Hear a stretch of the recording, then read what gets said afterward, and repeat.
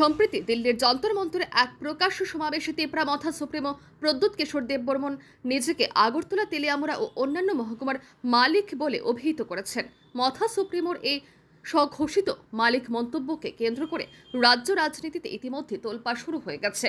এ মন্তব্যের বিরুদ্ধে বিভিন্ন রাজনৈতিক দল সরব থাকলেও এতদিন নীরব ছিলেন রাজ্য মন্ত্রিসভার সদস্যরা।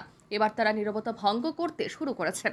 সোমবার সন্ধ্যা রাতে রাজধানী রূপসী সিনেমা হলে দলীয় কর্মীদের নিয়ে একটি সিনেমা দেখতে গিয়ে সাংবাদিকদের মুখোমুখি হয়ে মালিক ইস্যুতে তীব্র প্রতিক্রিয়া ব্যক্ত করেছেন রাজ্য মন্ত্রিসভার সদস্য সুধাংশু দাস।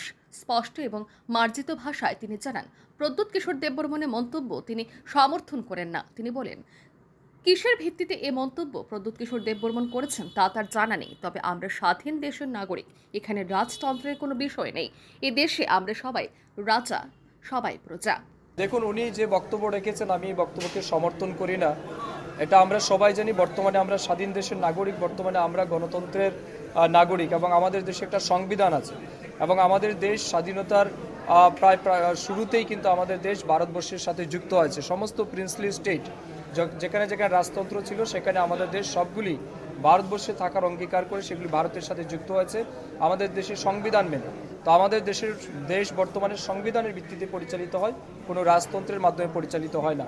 তো আমি জানি না তিনি কিসের ভিত্তিতে বলেছেন, তবে আমি এটাকে সমর্থন করি না এবং আমরা মনে করি আমরা সবাই এই রাজ্যের নাগরিক, এই দেশের নাগরিক, আমরা সবাই এই দেশের রাজা, আমরা সবাই এই দেশের প্রজা।